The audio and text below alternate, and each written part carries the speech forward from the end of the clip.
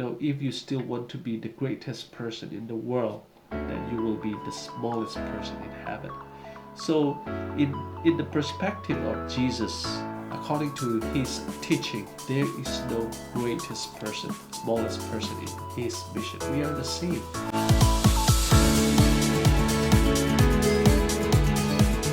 Hello everyone, I come back with a new Bible study lesson. The title for today is Teaching Disciples Part 1. This is a very important topic we have to learn. And it's very important to study the Word of God in every single day of our life because God is our Creator. We have to worship Him. The way we can worship Him is just to study His Word and just, take all the important things in our life and apply it in our life. That's, the only things we can have a relationship with God in our life. So before we go on, I want to read a scripture reading. It is found in Mark chapter 8 verse 34. It says, "When we had called the people to himself with his disciples also, he said to them, 'Whoever desires to come after me, let him deny himself and take up his cross and follow me.'" So this is our scripture reading for today. And what will it be about rising from the dead? So it will be very fascinating, right? It will be a surprise for people. So the answer will be found in Mark chapter 9 verse 10. The disciples could understand it from Jairus' daughter who had died. What I mean to say here is rising from the dead. So when Jesus was on the earth, he raised a couple of people from the dead. For that reason, his disciple would understand what will it be about rising from the dead. But Jesus was the Messiah and he had not come to die. That's what the disciple believed, but to reign. These words of Jesus must have had a spiritual meaning, and they thought in something like being born again. So the disciples were actually struggling with what Jesus taught them. And the disciples had a clear concept of what the Christ should do. And that made it difficult for Jesus to explain them. The way they understand is totally different from what Jesus is going to do. And so Jesus' mission was different from his disciples, that he had not come to establish an earthly kingdom. The disciple wouldn't understand that the way to glory passed through the cross. Jesus came to this world, and to have the glory of God means to die and to rise up again. And that means, he will be glorified so that, all the people in the world will be saved. That's what, the mission of Jesus Christ. But the disciple had a different understanding of Jesus' mission. So let's study about, teaching in two paces. Jesus actually taught them basic instruction to his disciple. If you read Mark chapter 8 verse 24, he looked up and said, "I see people, they look like trees walking around." So Jesus taught his disciple with this incidents. This incident was actually healing. So the healing recorded in Mark chapter 8 verse 22 to 26 is the strongest of those performed by Jesus. So in the first phase, man is able to see something blur. So later on, in the second phase, finally see clearly. Jesus actually, healed this blind man in two phases. In the first phase, the man saw something blur. And the second phase, finally he saw everything clear. So this miracle actually served as a parable of the way in which Jesus was going to instruct his disciples, preparing them to grasp as best as possible and the reality of his saving mission. So Jesus wanted to teach his disciple what is all about his mission through these parables. Right? In the first phase, the disciples had come to the conclusion that Jesus was the Christ, and to secure that truth in their minds, and Jesus led them to declare it by asking them an indirect questions and direct questions. Mark chapter 8 verse 7 to 29. But they were to remain silent regarding this statement, for they had not yet understood its full implications. So Jesus had taught his disciple in many ways, but during the time the disciple wouldn't understand in full applications. So that's what Jesus trying to let them understand what really was his mission. So full knowledge is important for any Christians. Even Jesus wanted his disciple to understand, to have full knowledge on his mission. So let's read Mark chapter 8 verse 31. And then he began to teach them that the Son of Man must suffer many things and be rejected by the elders and the chief priests and the teachers of the law, and that he must be killed and after 3 days rise again. Jesus taught these things, but what happened? Let's see. In the second phase of his teaching, Jesus' words were very clear: rejections and death and resurrections.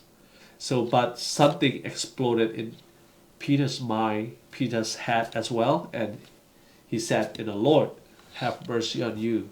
In no way shall this happen to you. So, if you read Mark chapter 8 verse 32 and Matthew chapter 16 verse 22, you can see it. Unknowingly, Peter was using the same tactic that Satan used in the wilderness. This is actually how Satan used his tactic toward Jesus Christ, and here Peter used it, the same tactic Satan used in the wilderness. You can find it in Matthew chapter 4 verse 8 to 9 and Mark chapter 8 verse 33. Actually, the easy part, all the disciples, actually people who did not know the mission of Jesus Christ, wanted Jesus to walk in the easy path and led Jesus to an earthly kingdom. So his disciple wanted him to be the king of the earthly kingdom. And this is the easy part. The difficult one is let him to achieve salvation on our behalf. So this is quite actually difficult, to understand. Even the disciple didn't understand. So all the people actually wanted him to walk on the easy path so that all the people will be happy and that Jesus will reign in Jerusalem and he will fight the Roman Empire, and all the people, all the Jews will be free from the hand of Roman Empire. So, and that was not all, and his followers had to be willing to tread the same path. So take up the cross and live or die for the precious gift of salvation, helping others achieve it, right? So this is a very hard part Jesus had walked through, but his disciple didn't understand it. So Jesus taught them to understand in full knowledge. So teachings about the kingdom. Actually, Jesus wanted to teach his kingdom. Where is the kingdom of Jesus Christ? But the disciple thought, the world, before Jesus died, would be, the place where Jesus will reign. So the future and present kingdom. This is a very important topic. So let's read Mark chapter 9 verse 4. It says, and there appeared before Elijah and Moses, who were talking with Jesus. So before Jesus died on the cross, and the Bible says in Mark chapter 9 verse 4, Elijah and Moses visited to Jesus Christ and encouraged him. But this scenario had a lot of meaning, right? So Peter, James and John were not fully aware that they were glimpsing on the mountain the kingdom of glory and miniature representation of the second coming of Jesus Christ. So actually this incident, the visitation of Elijah and Moses, point out the second coming of Jesus Christ. So how Jesus will come back to this world and how the people of the world will have a process to meet him. You can find in Mark chapter 9 verse 1 to 4. So what they were clear about was that they wanted to stay there. When the disciple Peter, James, and John saw the visitation of Elijah and Moses, they wanted to stay there on the mountain, and they want to build a tent for Jesus and Elijah and Moses. And they thought that place was a holy place, and they wanted Jesus to live there and reign for the whole world. But at that moment, they did not perceive the true meaning of the words that Moses and Elijah spoke to Jesus, right? They just saw it, but they didn't hear what were conversations. You can find Luke chapter 9, verse 30 to 31.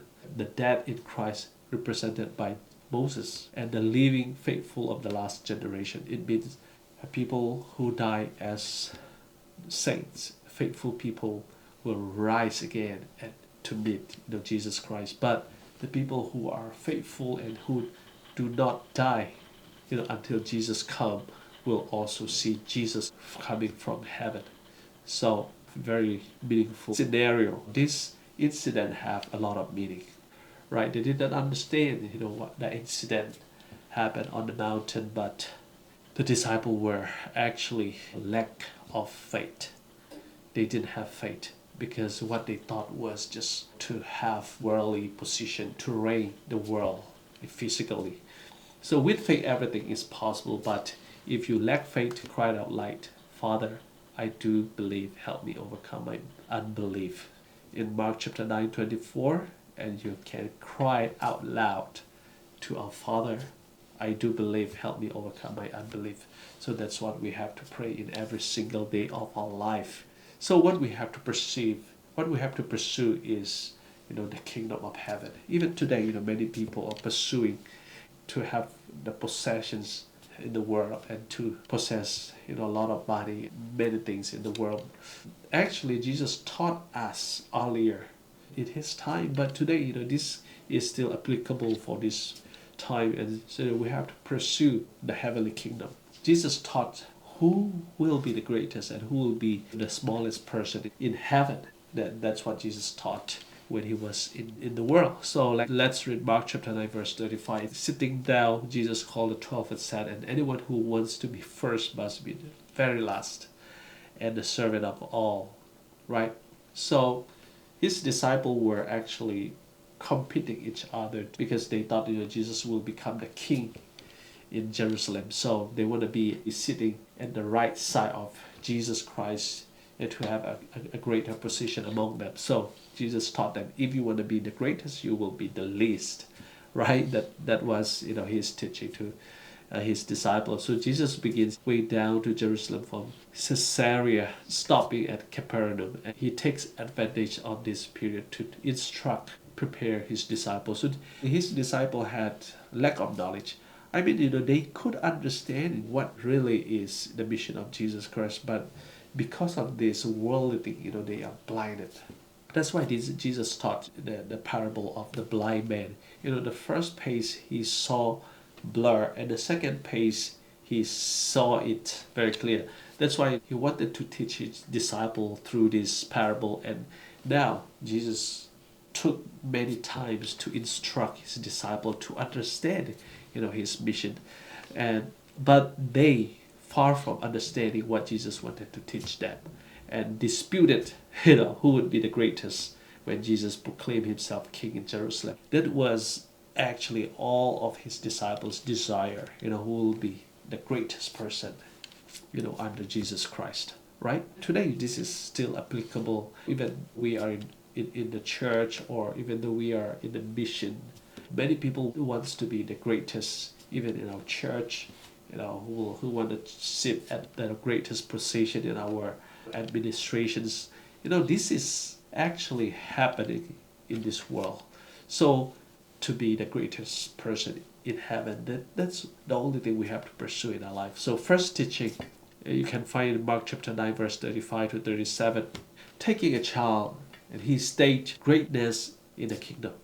So he taught his disciple, you have to be like these children and to have a good heart, a humble heart, right?